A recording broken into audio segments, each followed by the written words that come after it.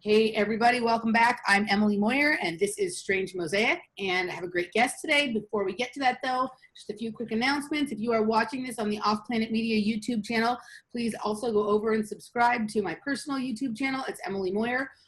Some of my content will continue to appear here, but all of my content will appear on that channel and it will always appear there first. So please go over there and hit subscribe. And I think that's it. I guess that was the only announcement.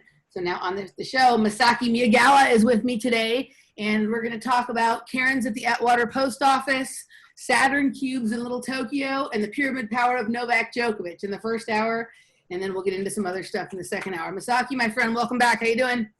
Hey, Emily. Yeah, enjoying the summer here in LA, even though it's we're in the broken simulation, but it's all right because we got pyramids and we got some cold brew coffee, so we're ready to rock, you know? We're ready to rock. And Masaki's looking all pretty now. He had to get it just right. And I've noticed he's got, in case anyone's wondering, we are both members of the same cult, but Masaki is the cult leader. It's the cult of the energy tool, tensor ring, pyramid power, whatever, force field or something like that. We're starting a new cult. That's a new ring you got on there, huh? You decided you needed a bigger one?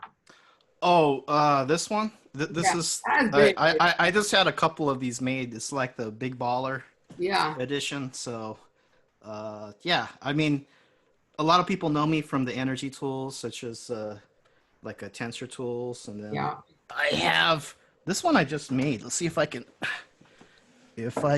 pull it up without doing anything crazy. So you're making so many wires.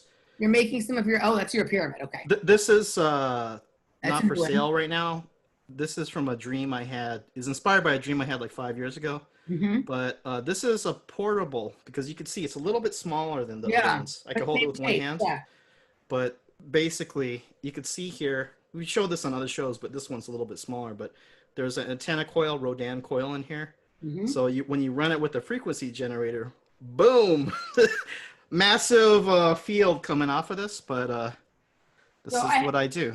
I have to say, so we had a friend over here a few weeks ago that has one of your powered pyramids, and he brought it with him, and we were playing with the different frequencies, and they really work. We were outside, so we weren't even in an enclosed environment. We were outside, though. I have a plug out there.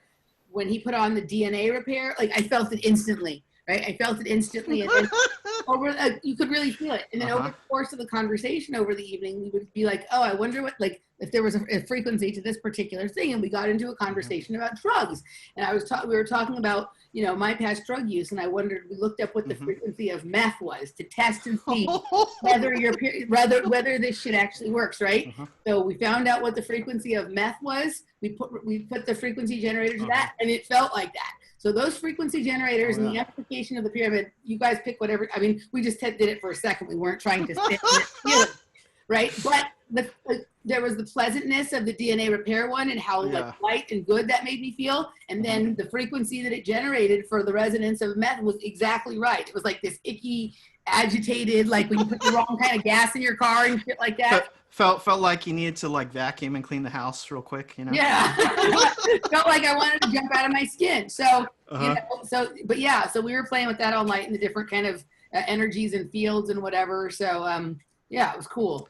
Well, you know, everything is, I think, you know, everything is frequency resonance, right? So, one thing that I enjoy about the pyramid power is, and then again, you have your basic non-powered pyramids, but then there's also the powered class, right? Where you have a scalar coil, right? It produces that, it's like an orgone chi field, right? There's definitely, you know, especially people that are intuitive, it is not subtle. You definitely feel an energy similar to if you've ever had hands-on healing like Reiki or something, you feel that pressure, or sometimes there's a heat around your head, right? There's so many applications for powered orgone devices, but, you know, dream session, boosting your meditation, any hands-on healing body work, the level of energy in the room gets ramped up so high, it's like you have an extra boost to do whatever you would naturally do.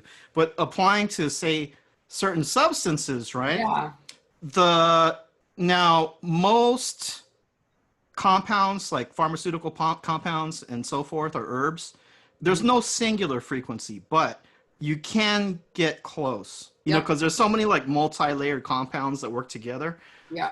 But as soon as you turn the pyramid off or your power device off, it automatically starts ramping down, which is different than a pill or drug you would take, right? So it's a little more subtle, but I think over the long term, the effects can be profound. Because I look at where I was, say, 6 years ago when I started from zero till now. Mm-hmm. I was doing very basic, rudimentary things. Even in the time, Emily, that we've talked, I've gone up levels, and I'm thinking, like, how the hell am I making these devices? I think it has to do with being around them 24/7. Yeah. Right? Well, you're like, just even you've shifted from the very first time I met you in person. Like, you're a lot more calm, right? Like, you know what I mean? And so, like, you're able to tolerate. Like, the first time I met you in person, we were sitting in a restaurant, and there was a huge box of energy tools that you brought next to the table. Oh, I remember. Yeah. Right. Like, they were so strong, and it was hard for me to be around that, but also, like, I think just being around that vibration all the time and adjusting to that sort of high vibratory level, and then learning to be sort of calm at that allows you to, like, really take in more aspects. It expands your sort of awareness and your ability to take in all of the subtle things and your perceptions and all of that kind of stuff, which then feeds back into your creativity and how you're moving up with how you're making them, which opens up wider fields even yet, you know, so. Well, this is the, this is the so-called archetype of the Aquarian age, which we seem to be moving into, right? It's about the air sign. We talked about it before. Aquarius, the symbol of Aquarius is like 3 lines. They look like waves. That could be like a Wi-Fi symbol, right? So you're dealing with the energies that you can't necessarily see with your visual eye, but we know they exist. Some energy tools, metaphysics, remote viewing, psychic work, clairvoyance, hands-on healing. This is all included in Aquarian age, but especially for people that are in your audience, that are strong intuitives, clairvoyants, they may be project people. We need these kind of tools, not just to balance us, but it's fun to play around with, right? I know you use a lot of my tools. And then it just, there's this idea, especially in the time we're in, that the more that you do your clearing work, your self work, healing, and so forth, and then you use these tools, you start to ramp your frequency up higher and higher, or these like lower, darker energies can't really affect you as much, right? Yeah, no, I totally agree. We actually are taking a really cool course right now. I don't know if you're familiar with the Vesica Institute. Like, so it's like they teach different kinds of courses in like biogeometry, and there's a lot of crossover with what you do. Like, we're doing like a 10-day thing right now, and like there's been stuff on resonance, vibrational healing, sound waves, right? Like different kinds of, today there was like a thing on cymatics, right? Which is all kind of plays into the similar kind of stuff. And there's some really fascinating things because every illness has a frequency. Every mental state has one and whatnot. And so like this allows like a much more like targeted and precise like way to deal with certain things rather than like going at it with a hacksaw like surgery or whatever, or having to like make you like a mind like numb your mind with like psychotropic drugs or whatever, just beginning to adjust your body to a frequency of wellness and operating in that energy field. You know what I mean? It's much more holistic approach to the same problems. Yeah, there's a lot of these areas like biogeometry. They use a lot of dowsing to, calibrate or rate the energies. And I think because biogeometry is a school that came from, is it Ibrahim in Egypt? Ibrahim Karim, and he's a Egyptian Canadian guy. Yeah. He came up with this whole school with He says they're not sigils. He calls them biogeometry symbols, but they're sigils. Well, And he, a sigil in and of itself is not necessarily a bad thing. It's what you do with it. But yes. well, he has a whole booklet with symbols connected to each organ. But there's a good reason why he says don't make your own. Just use these set ones. Yeah. Because you can make your own, but there's levels, right? So for the average practitioner, it's probably better just to go with the symbols that they've already vetted out. But there's biogeometry, and then before biogeometry, radiesthesia, which is basically also pendulum work. But this is great because we're in a time now that people are hands-on, especially True Node Gemini, right? We started in May 2020, goes till January 2021. I did a short article and video about that Gemini is all about trying all kinds of stuff out, hands-on. Learn for yourself, right? So people are really getting into these areas, and not only is it fun, but it has a lot of practical application also. Well, and then also, regardless of what people's thoughts are on the virus, its existence or non-existence, and what it is or what not, I think we can all agree that nobody wants to be in a hospital or a doctor's office right now. So having more ability to handle your health yourself, like the more empowered you can become in that arena, the better, whatever you think is going on right now. Yeah. Yeah. Me personally, I do believe there's something out there. It was just over exaggerated, but I wouldn't go as far as some people to say it's a total hoax, because I agree. We still don't really know the full extent of what's going on, because some of these things that might be floating in the air, maybe they're even being sprayed from the skies, right? Maybe it's activated later by, the rollout of these 5G networks or whatever. And I think that, basically, did the first wave ever end? Now it seems like we're going into a second wave, and there's even more reason for something really serious to be dropped on us before the end of the year. You're starting to see them float the idea that there's 6 different variations of it, that there's no way to become immune to it or to have antibodies, so maybe even a vaccine wouldn't work, which all of these things are casting a very wide net for them to have a lot of room to play with stuff. There could be a bioweapon, there could be, some further, if you are into like the work of the guy who wrote the book Invisible Rainbow, then like the stuff that every time there's a further electrification of the atmosphere, certain pandemics seem to coincide with that, whether they're caused by it or whether it's just people become more susceptible to them because of the electrification of the atmosphere. There's like a million possibilities as to what could be going on right now, and they've cast the net pretty wide. So, well, we were going to talk about Djokovic in a little bit, but one thing that and also we did a whole show about 2020 and the 22-4 in numerology, which is the master builder. But I think that the more, especially exactly what you're doing and what I do, is we are active. We're not being reactive, we're being proactive, right? And we are shaping and molding the reality around us. So basically, you're more in the driver's seat. You are becoming the magician, right? You're able to manifest, whereas a lot of the public that's, a lot of them are friends and family. They're good people, but they're totally freaked out. They're in a fear mode because the rug got pulled out under them. Like, they have no framework. They have nothing to hold on to understand what's happening. They see this as singular one-off events that are unconnected. and they can't even see the roadmap of where this is going. And, I mentioned before we started, I just did my daily post office run. And I had a run in there. I wouldn't exactly call her a Karen, but what happened? Basically, it's a small parking lot. She was in the middle.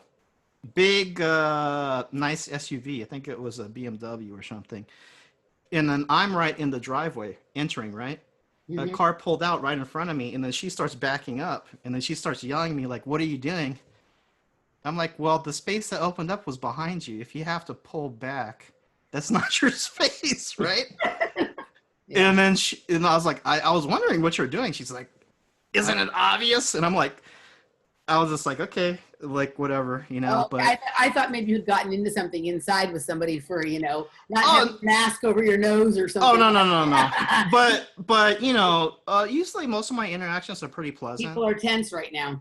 But exactly, they're very tense, and I think that um, they probably feel it's that fear mode again, and they probably feel like they have no control over what's going on.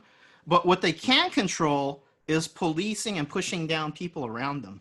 Yep. Right. So, but that's another reason that, yeah, I was a little flustered for a couple minutes, but hey, I got the tensor tools, I got pyramids, I'm doing my thing, so it's no big deal to me. Isn't it interesting? That's what I've heard from a number of people lately, right? Because I know a lot of people who've had interactions in public that they're not used to having, whether it's because somebody's upset with them because they're not wearing a mask, or whether it's something like what you're talking about, or something totally unrelated. But because everyone's on edge right now, there's more of these public blow-ups than we're used to.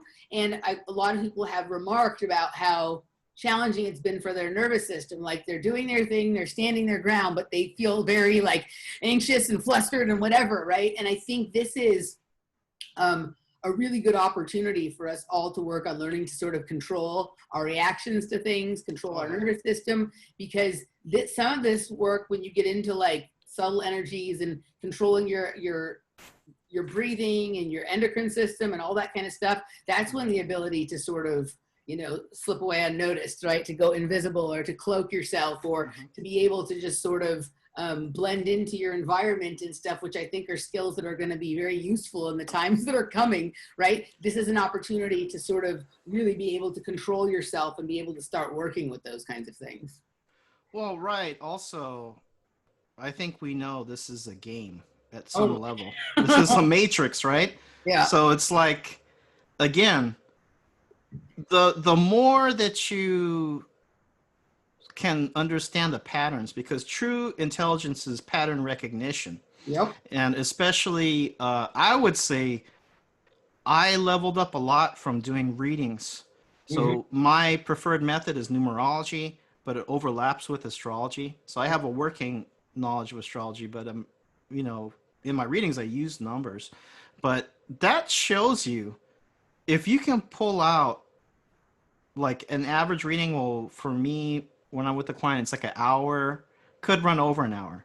Yeah. That's only based on the name and the full birthday. Yeah. No location, no time. And it hits a lot of the major points that people need to work on. I would say astrology, because there's so many planets and asteroids and things like that, you can go deeper. But numerology, I like to just cut to the chase. Let's get the bullet points. We could talk for an hour. So obviously, there's something that we weren't told in school, because for me to be able to do readings for years, I've probably been doing it 4 years or something like that. And I always ask at the end, so what do you think? Yeah. I think 99.9% of the time, they're like, that's pretty dead on. So obviously, there's a structure to our reality, right? Yeah. And all these events like Black Lives Matter, Antifa, the election, and these kinds of things, I'm not so emotionally invested, because you could see just how scripted this is. Yeah. Absolutely. All right, so let's kind of get in. Let's get into the shapes. Do you want to start with the cubes or the pyramid? Sure. Well, we could talk about. Let's talk about the cube in Little Tokyo. All right. Tell people what happened. So, well, my family is. It's like any community. There's often key families or heads of the community. So I come from a temple family, Buddhist temple family. So I've always been among other people that are heads of the community. Let's say that, right? And I think Emily, a lot of times it's the heads of the community. They have interesting things going on. Yeah. Of course, I didn't realize this until many, many years later, because this is like from the time I'm born. Yeah. I'm growing up among people and I'm just noticing things, right? But You think it's normal because that's your life. right. Or I used to think like, because I'm an East Side guy. I'm from East Hollywood, right? So I used to think of certain families connected to UCLA. Yeah. They're kind of okay. So I'm admitting I have a bias. I said they're kind of weird. Yeah. And I used to think it's a West LA thing, and then later in my adult years, I go, oh, it's a mind control thing. That's it's an MK Ultra mind control thing. And these are Japanese Americans, you know. So that tells you also if they got the Asians, it's deep. Because they got, you know, this is just a setup that affects everybody, right? So in Little Tokyo, First and Central, there's it's right next to that. I think it's Mocha, right? Mm-hmm. It's basically right where the metro station is now. They're building it right there, right? There's a metal cube, and I think we all know the cube relates to Saturn, right? It's a classic metaphysical occult shape. It doesn't have to necessarily be bad, because Saturn or Saturnalian energies as one among many signs, that's totally fine. But we know there's the Saturn Brotherhood and this, you know, the people that solely worship Saturn above all others. And Saturn is what? It rules the material 3D world. That's how reading systems work. It's based off of the Saturn matrix, or some people would say the Saturn moon matrix, right? So Saturn, you could say, rules materialism. And pure materialism is Satanism, right? If in a holistic system, we have the hard 3D material, but we have the energetic, right? It's the yin yang. But there are very powerful groups on this planet, and it's been a trend for thousands of years. They're only seeing, or they only acknowledge the 3D, right? So once this metal cube was put in, I think it was in 2014, and it's called the OMU cube. It's OOMO, out of many one. Okay, and you probably seen it. I don't know if you looked at it close. You showed me your pictures. I don't know if you have any handy. Just so I have a video also, so I could send that to you and you could post it up. Just so people know also, Little Tokyo is just one part of downtown LA. Downtown Los Angeles. And for those watching may recall, I don't think we did a show on it, but I know that Randy and I talked about it in one of the Patreon group chats. I earlier this year, before all hell broke loose, went to see Carl Cox in downtown Los Angeles. Oh yeah. And it was right there in front of the like LA Times building, right where you get off the subway. Oh, okay. Right there, like on First. You know, just a few blocks west of Little Tokyo. And there was this. If you look at it from one angle, it would be a cube, but the way they had it hanging, it was like a diamond, like a black diamond, hanging in the middle of the outdoor dance floor the whole night. Like it was right at this huge thing, like for why, right? I couldn't figure it out. And then I thought, oh, maybe it's going to do something at some point, right? Like it's going to open and the whatever, or I don't know. Nothing ever happened.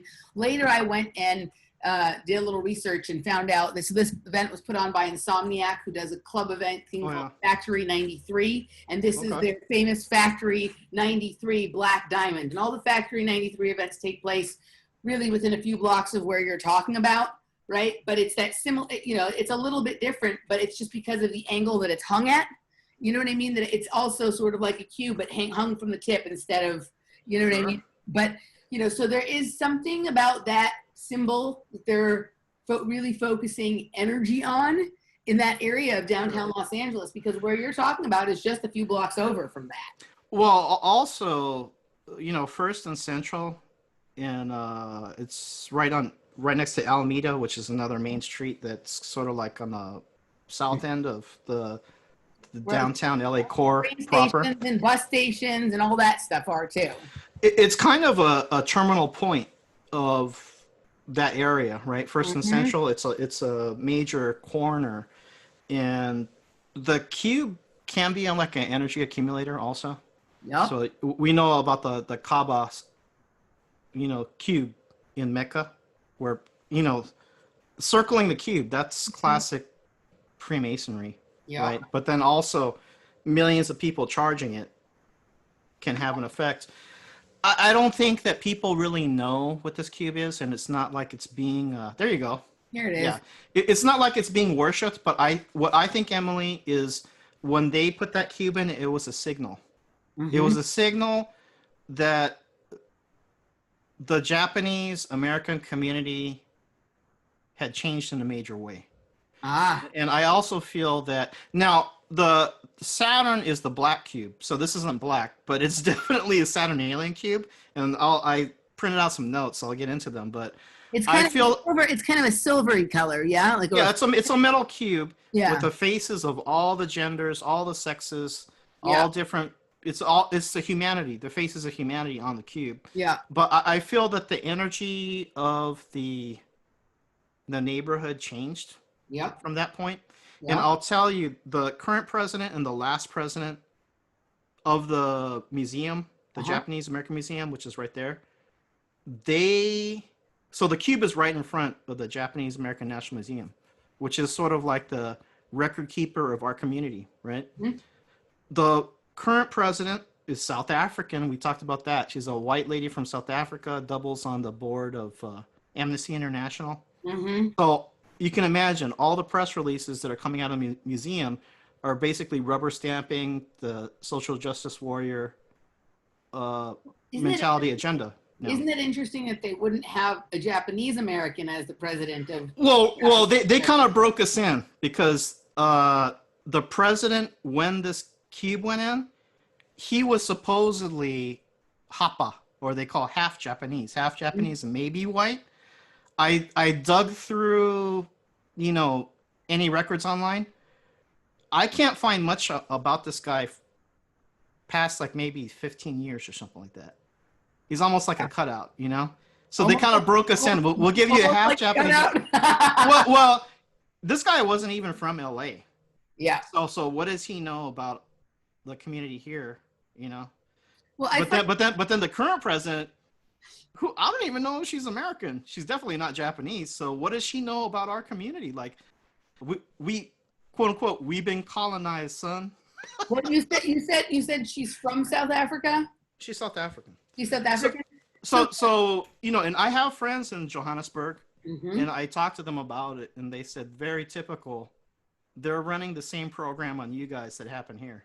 Well, balkanization. I was just going to say, I don't know how much research you've done in South Africa, but it sounds like you've talked to their people there. Obviously, my family has a huge connection to South Africa. Both my sister and my father have PhDs in African studies, and both of them that did portions of their studies living in South Africa and through the University of Cape Town. And in fact, they each have they had like 30 or 40 years apart, they each had the same advisor, right? So there's something generational, right, about this to a certain extent. Sure. But my feeling has always been, it's played out differently with my sister than with my father, because my father was there in the late 60s, early 70s. And that was right during the period of time that like apartheid was coming to an end, right? Like, and when he came back here, nobody was really interested in having a white Jewish guy teach African history, African studies. Many, many years later, for my sister she has had a successful career teaching African studies. She's a professor at a university.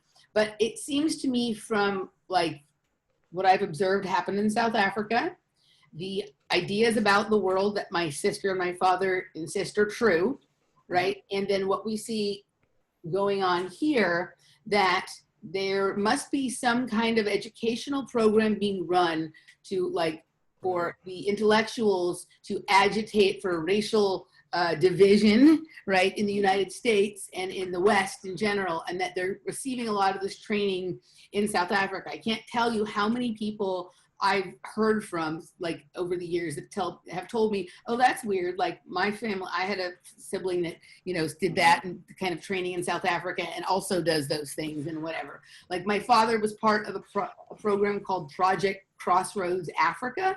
Oh, there you go. And it seems to like what they're talking about, like this was back in the, late 60s kind of time. seems to translate into what we see playing out right now here. And so it's the same shit. So your friends, I'm assuming the people you know in Johannesburg are probably either from the alternative research community or from the dance music community. And oh yeah, they're into jungle drum bass. that's what I figured. Yeah, there's a huge dance music population. I made a lot of connections like 20 years ago. I used to work. I wasn't paid, but I was like a fan of a jungle drum bass label here in LA, and so I made connections with people all over the world. And I still have those connections. Yeah. Have you been to Africa? No, but I think it's very interesting. I may go there at some time. Yeah, I've been to South Africa. It's beautiful. It's a beautiful country. It's an interesting place for sure. It's much different than. I've been to a couple of other countries as well, but I know a lot about Africa, obviously, because my father studied in other places in Africa as well. So did my sister. But when you go there, it's kind of different than you would imagine based on the things that you've heard. It's a very interesting place, but yeah, like you don't think of it, like we are told to think that like everything happens in the United States first and then it goes to the other places. Like we control culture from here, right? But that's not really how it happens, right? They have a lot of R&D overseas. You got it. And I think that the closest thing to what we're seeing happen here right now comes from South Africa. Well, let's be clear. America has racism in its blood. It's a cancer country, July 4th, right? So the positive side is it's cancer is about family, tribe, and nation. It's nationalist. And I've talked to people like, I go to Brazil a lot, right? They say we just don't have the kind of rah-rah that Americans have, and that's because we are the exceptional country, as Obama said, right? Right. It's kind of waned over, obviously now we're at a point of like the country might even break up, but traditionally America is very nationalist, and Cancer, it's kind of a conservative sign about tradition, family, tribe, nation. You cannot have nationalism without borders, right? And on the far end, it could be so-called racism, because to maintain your family and tribe, there has to be some demarcation, right? So America, from the foundational history and the date, has always had racial problems. But now you got guys like Trevor Noah, who's South African. Right. I don't find him funny at all. No. And trust me, we know this. We have enough problems and agitators of our American agitators of our own. And we've had over the years all these crown agents, like a lot of Canadians from Rebel Media, right? Like that was on the so-called right wing. Just like and a lot of them got it. Yeah. A lot of them, they kind of pose as Americans. There was even I forgot one of the ones, one of the hot blondie chicks, and she's posing. Lauren Southern. Yeah, Lauren, and she's posing like July 4th with the American flag. You're not American, you're Canadian. So why are you getting in our business? Yeah. We trust it. We got problems, and we have enough agitators on our own. But you look at all these like Commonwealth Crown British, agents. South African. Yeah. South Africa isn't technically a crown thing, but it's sort of. I mean, it's sort of it. Yeah. Yeah. So the advisor at University of Cape Town that my sister and my father had was British. And, so he lived part of the year in London and part of the year in South Africa. And my father was getting his PhD at the University of London and went to the University of Cape Town to do some work. So there's a huge connection between, that sort of pipeline of British education and then these programs in South Africa. And, it's nothing against the British people, but I think we know that our context system that got planted in England, it's affected the whole world for hundreds of years. But I have some notes on this cube. All right, in Little Tokyo. So check this out, right? Well, first of all, the OMU, right? OOMO, out of many one. The first time I heard that, it's the national saying of Jamaica, out of many one. So it's out of, because, Jamaica is multicultural. So out of all the cultures of Jamaica, there are one people under the Jamaican flag. Not necessarily bad, right? Nope. But let's check out what they say about this metal Saturn Cube in Little Tokyo. This is straight off the press release, right? It says, so we're on a mission to capture every face in the world on the OMU Digital Cube to prove that out of many, we are one. One humanity. Our differences are vast, but our similarities are colossal. OMU confronts man's symbiotic relationship with technology by broadcasting each selfie on both a communal and global scale. So there's also some kind of like selfie aspect to this. I think you could take a photo or something like that. And there's a live stream also on YouTube that runs 24/7. I think they have another cube somewhere that's always broadcasting. When it says they would like to capture everyone's face on it, does that mean you contribute to it by? I think you get assimilated like the Borg. Right, but does that mean that you do it by providing your selfie, or that everybody who walks through Little Tokyo in Japan, whether they know it or not, their face is being snapped and added to the cube? I think that you have to consciously take the photo, but it's on it's working on multi levels, right? Because one is the actual photo people take with this cube or whatever, and somehow it's broadcast, or it's like there's some digital art project. Yeah. But the conceptual is very much seems to be connected to AI.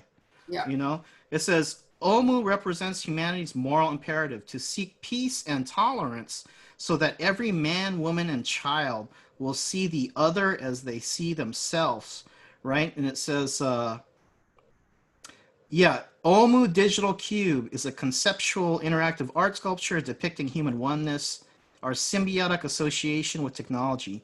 OMU asks the world to stand in awe instead of in judgment of each other, right? Which on the surface sounds great, you know, let's end racism, love wins. But to me, what came to mind, Emily, and, you know, I come from a Buddhist background, right? But we know that they're running on some kind of like Abrahamic biblical script. Mm-hmm. So out of many, one, you know what that sounds to me like?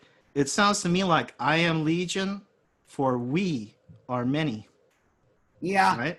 Yeah. And this is total AI stuff, because we've talked about this before.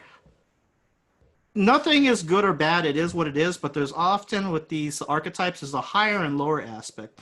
So the higher aspect of Aquarian age would be like a organic planetary group consciousness, because Aquarius is all about the group.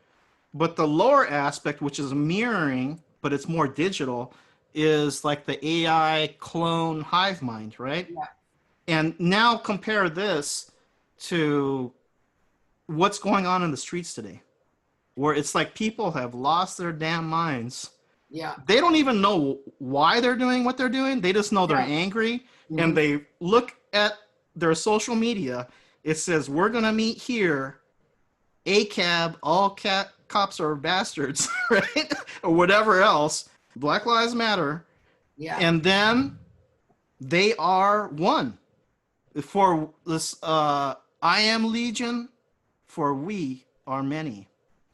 So this also brings up the idea, and I think actually it's a pretty dangerous idea, this idea that we are exactly the same as the other people, right? Because it sets up, you know, like a no boundaries kind of thing, right? So like what belongs to you belongs to everybody else. And, you know, as we move further into this culture of like, you know, obviously like one of the topics that's up right now is this whole thing of like sexual abuse and pedophilia and things like that, right? And it's like there's no boundary. This idea of out of many one also sort of eradicates any boundaries between people. I don't think it's safe for a person to not have like, you know, some sense of individuality that separates them from everybody else. That doesn't mean like, you know, a separation in terms of I'm better than you, or this is a preferred class and this, that, or the other thing.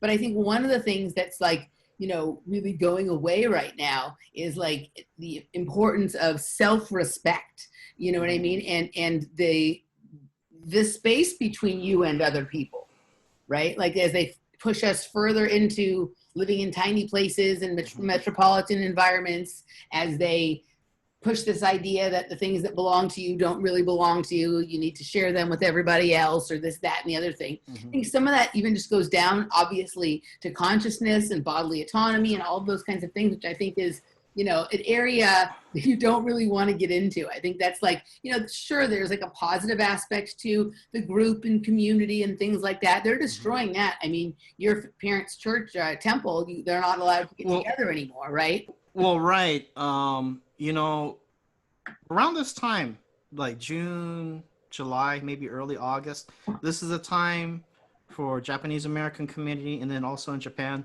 we have the Obon, or they call Bon Odori Festival. It's sort of like, if people know the Mexican Dia de los Muertos, it's like a Day of the Dead where you just take a day to remember your relatives, friends, and family in the community that have passed, right? And we did this even in the World War II U.S. government concentration camps for Japanese. So that's like the original FEMA camp, right? So like, you know, from 1942 to 1946, there's like 120,000 Japanese American men, women, and children, families, put in concentration camps in the boonies And in that's various locations in America. Correct? That's where you're Both my parents were born behind barbed wire in the FEMA camp, right? But even in these camps, we could do our rituals and our festivals. We could observe our cultural traditions. You've probably heard this too. Yeah. I've talked to people, and there are still people in the middle of this is like months we're in this lockdown.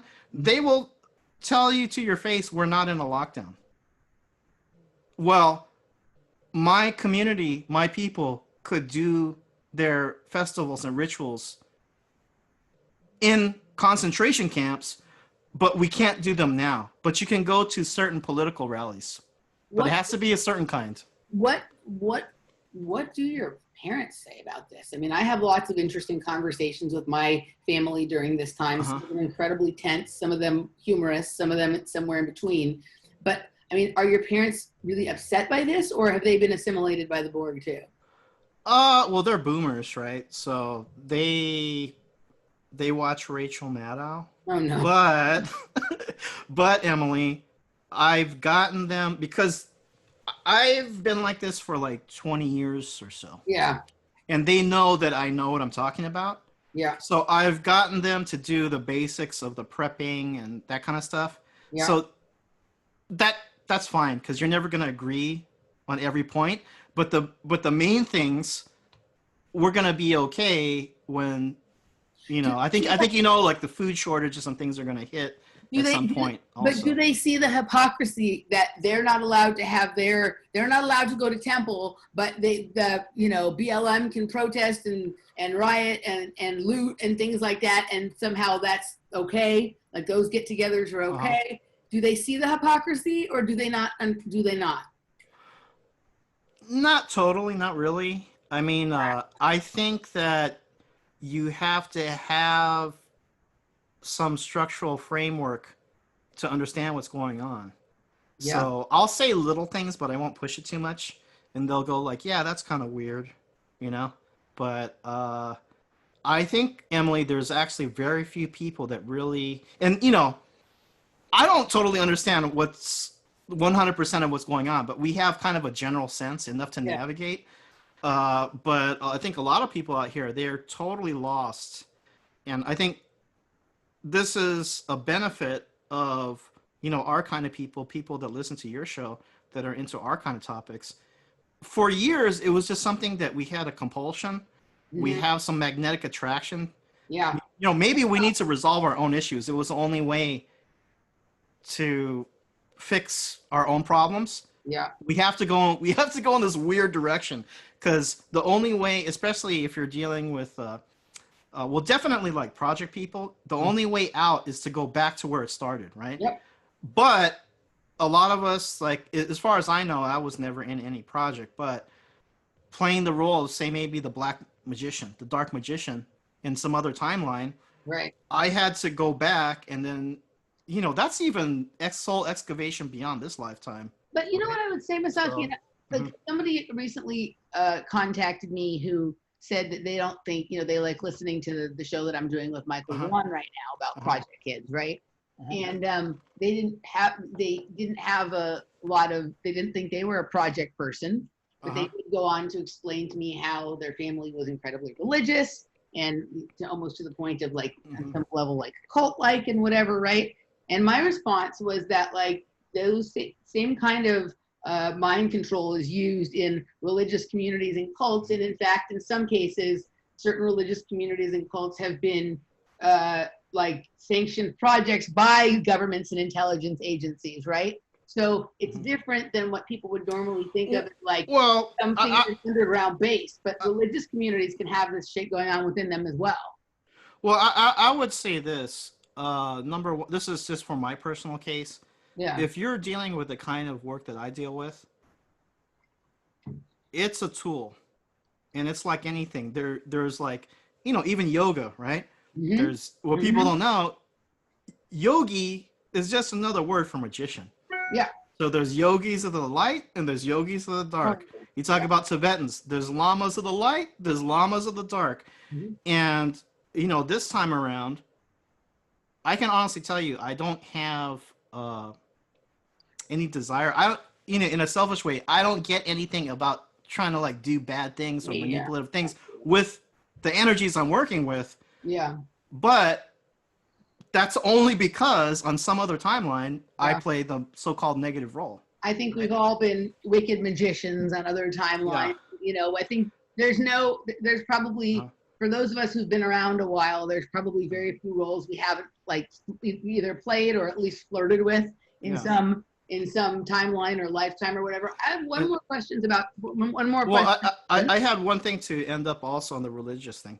Okay. Is it's often said that the secret societies are the intelligence networks. And I could tell you that in Japan, because my family was military about 400 years ago, which in the Vedic system is they call Kshatriya, right? They're like the Buddha himself. He came from a tribe of warriors or military. My family had to switch profession because they lost the major war. And after from like 1600 to when Japan opened up I think it was 1868 or something like that. When America forced Japan to open with the black ships, they had gunships. So you got to open for quote unquote free trade, right? Yeah. That was the time. So it was like 200 something years of the military dictatorship, the shogun, the Tokugawa shoguns. So in that time, guess who were the intelligence agents? It was the Buddhist temples. Yeah, I was going to say because you have Buddhist temples in every major community. Yep. They're the scribes because a lot of people couldn't read or write, so they can read and write. So they would send, and it doesn't have to be nefarious, but they would basically give, reports about what's going on in the areas. That's intelligence. Yeah. And there's also, I don't know if you've ever seen this, but people that are into what they call chambara, or like the samurai movies, those like, some of them are black and white from the 50s, 60s, Japanese samurai movies, right? You'll see these monks, they have a basket hat. You can't see the face, and they're playing a shakuhachi. It's a bamboo flute. They used to wander Japan. Nobody knows who they are. You can't see the face. These were spies too. So it was the Buddhist priests that were the intelligence agents right before Japan opened to the West. Yeah. That's interesting. The other question I just had about your parents and because they're the head of a religious community, we've heard, less so. I kind of tuned out the news a little bit more in the last couple of weeks than I was for a while. But obviously, at certain points, we've heard a lot about churches or religious groups or pastors that were, kind of bucking the orders or very, very upset about all of this and, whatnot. Has there been any uprising at all in the Buddhist community about this, or is it just total silence on it? They're doing sermons over Zoom. No, yeah. So, but this is the thing. If we go back to the cube, right? Yeah. It's like, happy, out of many one. But that's surface level. A lot of these things right now, or let's say the so-called you know, and you could pick, people say like, well, Satanism is different than Luciferianism and so forth, but we kind of know what we're talking about, right? It's very kind of like 3D surface level. So it's like, yeah, you could have a bunch of people together with all kinds of different faces and genders and whatever, and we're all quote unquote diverse. Well, yeah, you got a lot of different faces, but there's actually, it's a monoculture Yeah. because you're all believing the same thing.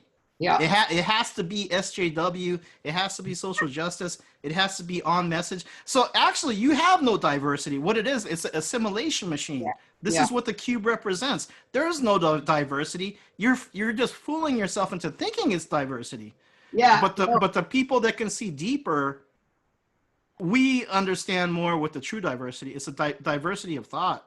Yeah, well, You know? when I'm looking at this cube now, because I still have it on my screen in the background, you know what it actually looks like?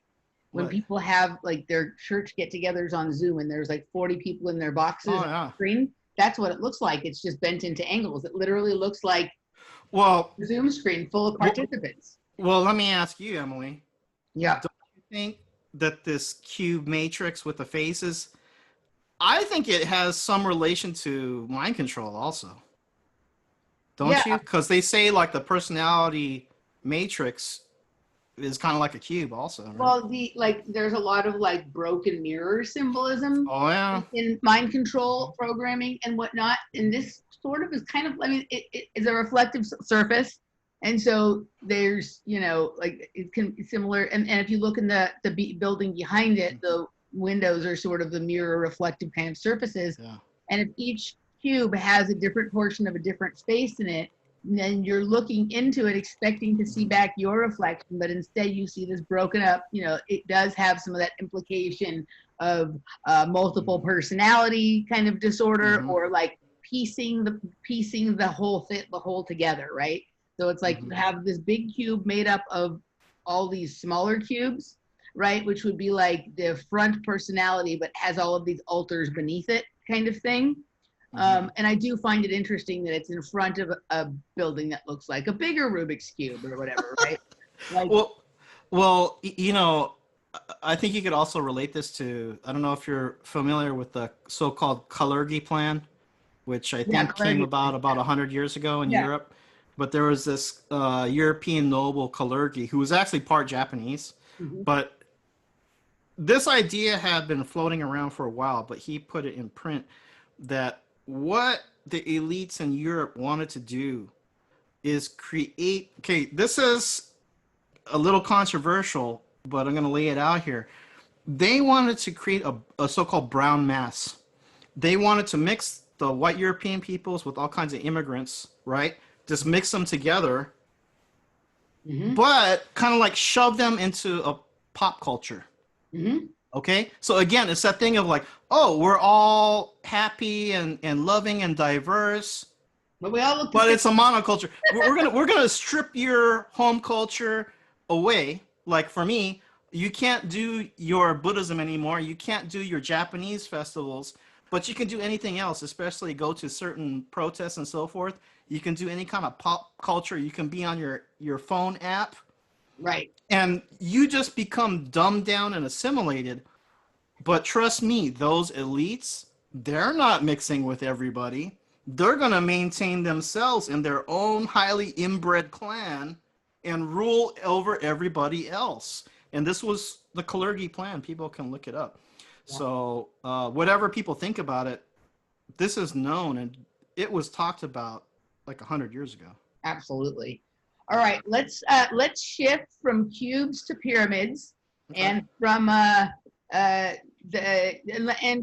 so basically you and maybe pyramids in a little bit different way than we normally speak about them. You sent me something on Facebook the other day about Novak Djokovic, which everybody knows. You know, everybody knows I like to talk about tennis, and you know, I don't just do it because I like to talk about tennis, but I see it as like being very symbolic and relating to all of the things that are so sort of going on socially. I'm going to see if I can pull up what you shared with me. But no, as we've been in this very strange, you know, culture for the last like sort of public social culture, Novak Djokovic has been kind of an interesting character, both in his opposition to the idea of a vaccine, and then his sort of not going along with this idea that everybody needs to stay home and be locked down, and that normal life can't go on. He basically he first made headlines by saying that he did not believe in vaccination and wouldn't take one, or would challenge that if they were to try and say that that players would have to take one in order to play. And then he went ahead and organized an exhibitionary tennis tour over in the area, in the Slavic, over where he's from, like Serbia and Croatia and that area, because at that time the virus hadn't hit very hard there, so they had fairly lax rules, and he wanted to create opportunities for players who normally would be playing and making money at this time of year to do so. And so he had this event, and they were highly criticized for not social distancing, even though that wasn't the law where they were. He followed all the laws. And then some players came down with, the COVID-19, and apparently there was video of some of them caught out at a nightclub, and a big deal was made about this. And then, of course, Novak Djokovic ended up testing positive for COVID-19, although with no symptoms.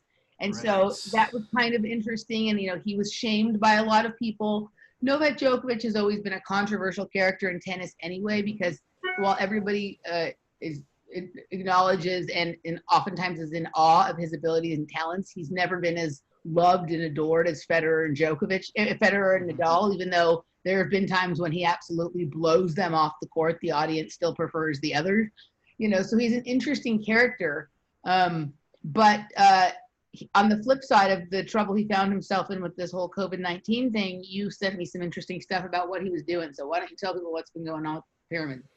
Sure. Well, first of all, let me say, Emily, this whole Djokovic topic, you are the one that brought it out. I think you were talking with Robert Phoenix, right? Yeah.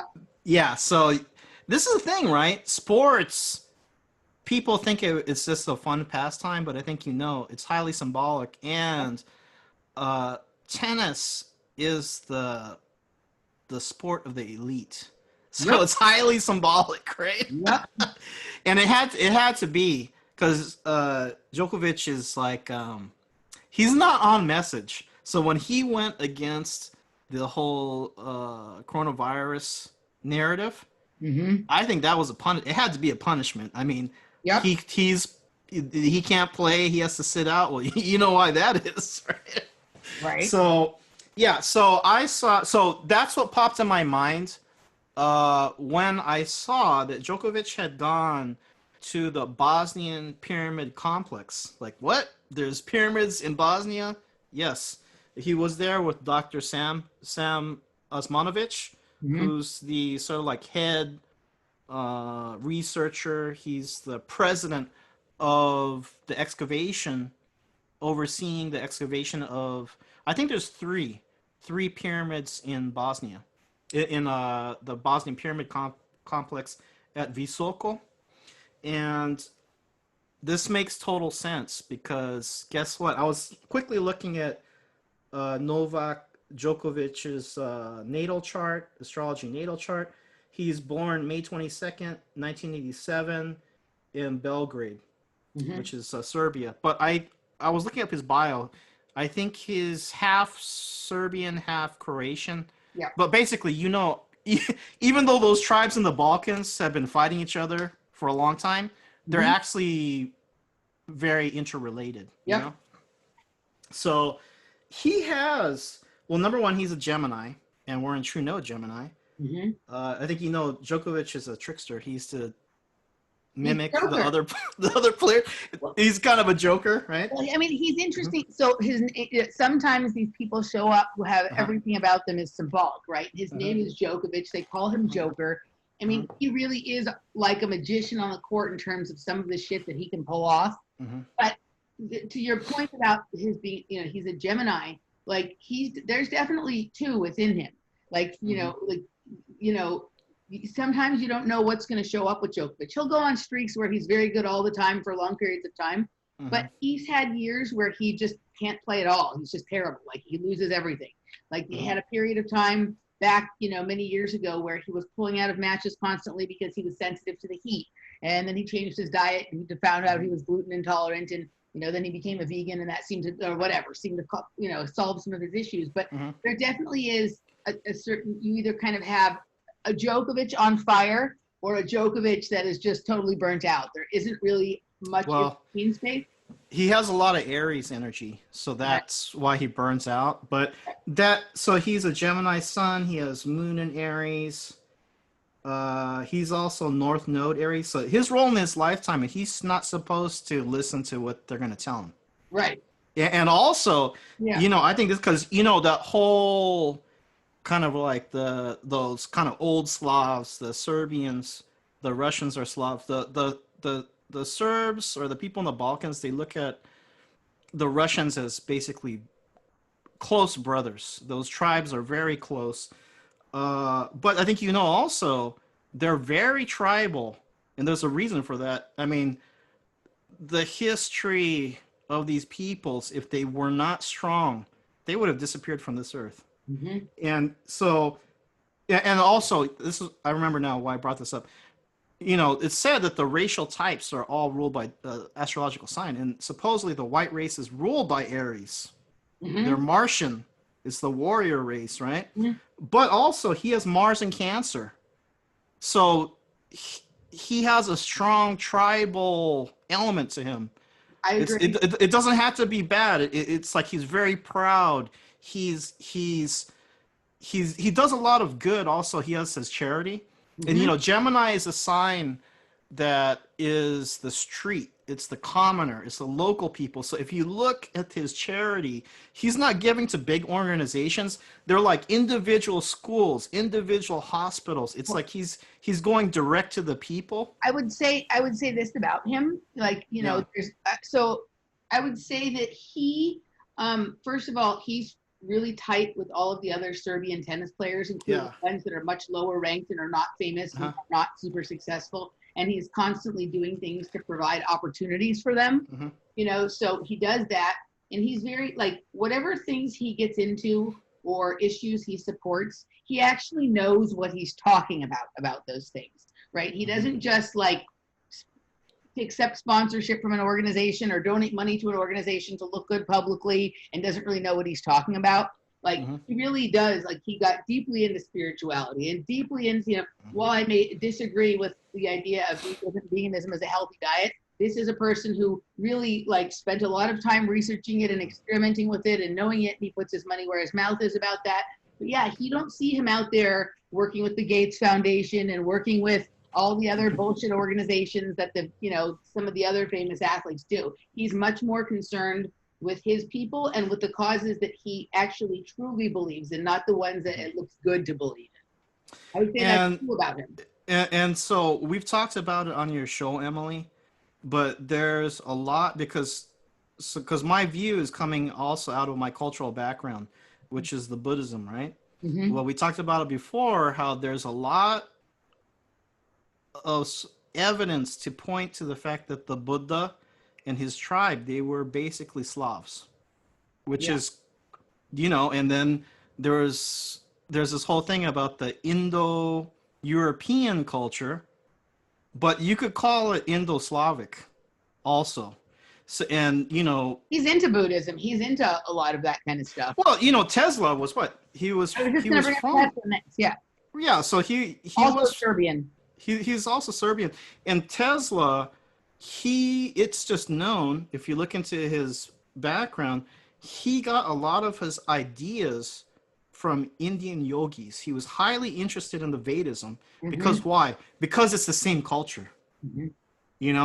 So this really, I love to see this kind of thing with Djokovic, because it's going to the root of where the white peoples have a strong, profound tradition, which is totally dismissed today.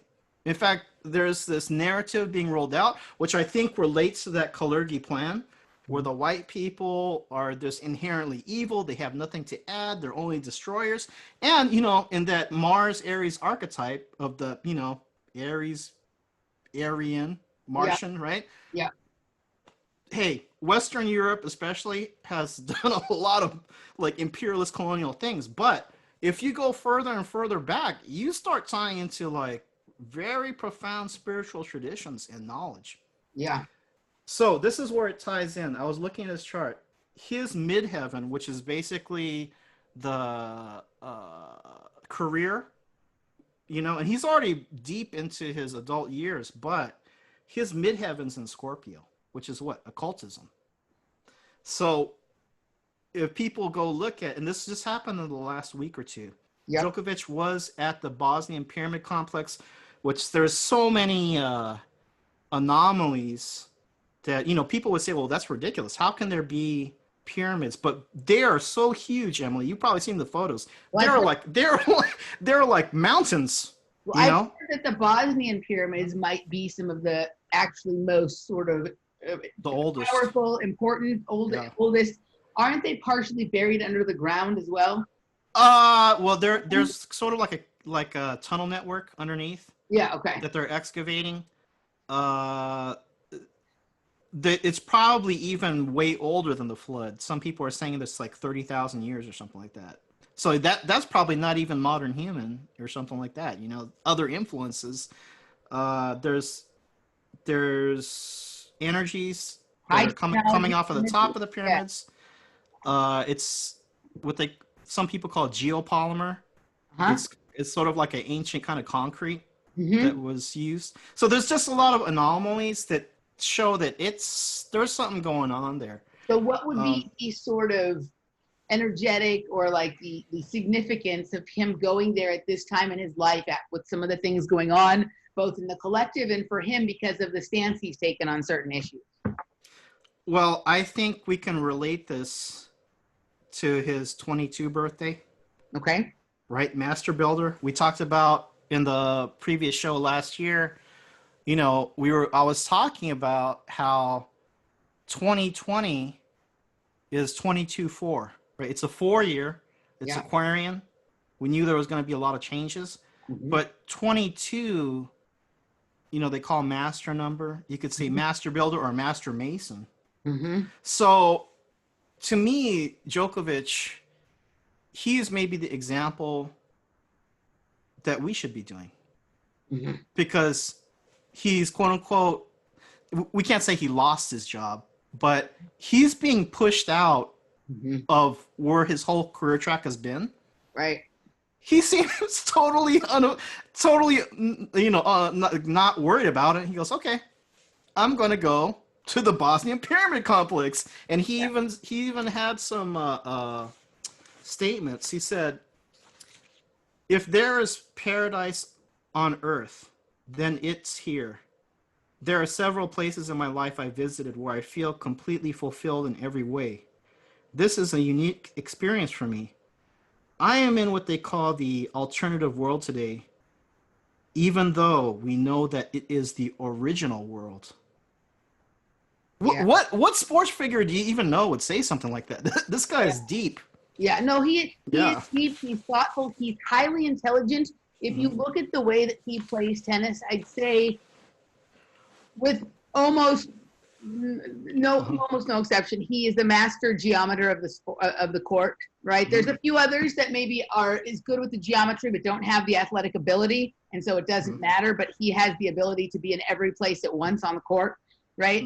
But I mean, he's really mastered the art of the moving chess and just making himself an energetic wall that nothing can get past, right?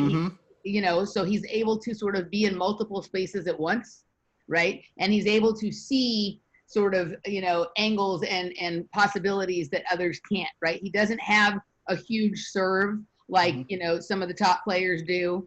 And he doesn't have like a certain level, like there's some flash to like a huge forehand or he doesn't have the hugest shots necessarily, right? But he's got the angles and he will just keep down, you know, just like wear you down in a specific kind of way because you can't get a ball past him. This comes to mind also. So that 22 number, you know, any 4 combination is Aquarian energy. So it could be like born on the 4th, the 13th, 1 and 3 is 4, or 22, 2 and 2 is 4, right? But each combination will have a slightly different meaning. So of course 22 is one of the so-called master numbers. It's like there's 11, which would be like psychic channel. 22 is the master builder or master mason. 33 would be like spiritual teacher, right? But the 22, it also has this added element of what they call control or be controlled. Doesn't that sound familiar with the tennis association, right? So they're trying to control him, and he did the Gemini, because Gemini's like a Mercury sign, right? He goes, I'm just gonna slip out and go to Serbia, go to Bosnia and Herzegovina, and I'm gonna check out the Bosnian pyramids. So he says, you can't control me. I'm doing my own thing. Yeah. No. So are your thoughts that what we're seeing from him is authentic? That it's genuine? That this is who he really is, and that this is you know, do you think he's going to continue down this path from what you see in his numbers in his chart, or do you? Well, you know, I didn't. You know, I just printed out his natal chart. I didn't look at the full numerology chart, but I would say because the midheaven, the 10th house, rules career, the more he goes into these esoteric areas, the more power he will develop, because it's what he's supposed to be doing. Do you think he's going to continue to go against the BORG, though, go against the grain, or do you think he's ultimately going to fold based on pressure from, you know, the tennis world or whatever? I'm just feeling this out kind of like intuitively.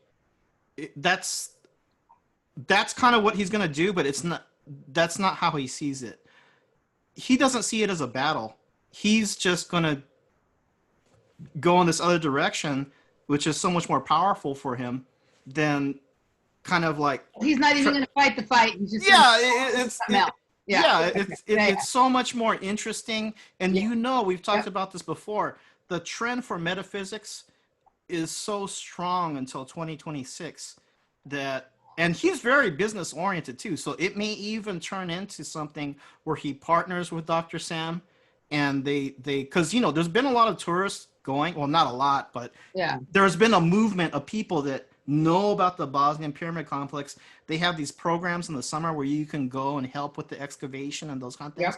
If he was to partner with Dr. Sam to blow it up to a larger level, that would be so great for that area. And also the so-called pyramid consciousness, right? Because people that are of a certain mind, they just seem to be drawn to these higher energies. Do you think? Do you think he'll continue playing tennis and just sort of ignore the nonsense they say about him, or do you think he'll just decide that he's more interested in other things? I think he's going to start to gravitate away from tennis. Okay, yeah, interesting. That's what I feel. Yeah, that's not in the chart, but I'm just like, it's over here. It's going this way. Gotcha. Yeah. Okay, I got you. It's so interesting because he's made some very interesting statements a few months ago that, you know, he believes he will pass Roger Federer's record number of majors and whatnot. But one of the things that I could see him doing because of his magic and his ability to sort of rejuvenate and return is to sort of play tennis for a bit, go off and do other things and not care that he's not playing for a year or two, show back up, blow everybody off the court and disappear again. You know, that kind of thing, that he does it when he wants to and he does it when he doesn't, and his focus is really more on the other thing. You know what I mean? But, you know, like, I could see him just completely not going along at all with the culture of tennis and only participating at whatever level he wants to, but when he does, still dominate the performance. Well, did you see his comments on water? He's very much that kind of Dr. Emoto messages on water. He's like that about everything. I haven't seen his comments about water, but he's very thoughtful. Well, you know, there's a lot of people in like Hollywood or social media that they'll say these kind of things, but you know, there's a difference between a surface level and when they know and somebody that's like really deep into it. He said that he says, I know some people that through energetical transformation, through the power of prayer, the power of gratitude, they manage to turn the most toxic food or the most polluted water into the most healing water, because water reacts. Scientists have proven that in experiments that molecules react to our emotions and what has been said. He goes, I believe we should continuously sit every day, remind ourselves that when we sit without cameras, without phones, without watching things, or even worse, having nervous and conflicting discussions at the table with your close ones during your meal, you know, that you can come to a kind of a peace and a higher understanding. So He's deep. this, you know, Yeah. again, what lessons can we draw from this? Because he's the Gemini man. We're in a Gemini trend all through this year, all through 2021, and True North Gemini ends, which is like the planetary trend, January 2022, right? Yeah.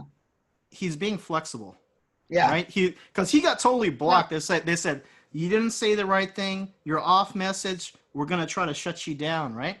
Well, you He know said, that. okay, I'm going to the Bosnian pyramids. He also notice he had to go there himself. Gemini is hands-on, so just Yeah. trying different things, you know.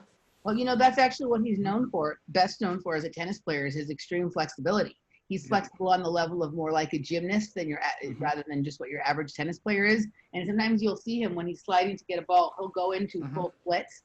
So that is a huge part of both his strategy and how he played tennis, and obviously in how he approaches life and how he's going to handle himself in this world, is to rely on his extreme flexibility. And you know, although he does have a lot of Aries energy, what I'm seeing here is he's just using that in the direction where he wants to go, because Aries is very freedom loving, right? One of the things that's really causing a hard crash or hard break in the West right now is you can consider the Western mentality to be very Aries dominant, or in like Chinese system, yang, right? Yin yang. Because both sides of the left and right, there's no compromise, and I think we're beyond the point that it can even be resolved. But guess what? When you cannot bend to meet a compromise, it just snaps and breaks. Whereas Djokovic, he didn't, you know, make a petition or bring it up and, you know, I'm being treated unfairly. He just he just kind of went around. He did the mercurial thing of he just slipped out, and he's like, I'm going in a total different direction than anybody even expected. Yeah. No, absolutely, I agree. All right, so some things could be learned here from his strategy, everybody. Yeah. All right, we're gonna move over in just a minute into the patrons hour, where we're gonna talk about the monoculture of the dance music community and some other upsetting things that are going on there. Before we do that, Masaki, tell people where they can find you. They can find me at akaida.com. It's akaida.com. Also, I have a Patreon. It's Pyramid Power on Patreon. And then I have a YouTube. It's Akaida TV on YouTube. So you can catch me there. Cool. And Masaki will also be at Robert's conference in October. So if you would like to, I will be there as well. So if you would like to come hang out with all of us, look into that. I know Robert's new website is going up, I think this week, and so there'll be information coming forward. But most of the listeners pay attention to some of the, the 15 minutes of flame and all that kind of stuff. So you'll be there, and I'll be there, and then that's it. All right, join us at patreon.com/offplanetmedia for the other half, and we'll see you over there in just a second. All right, bye bye.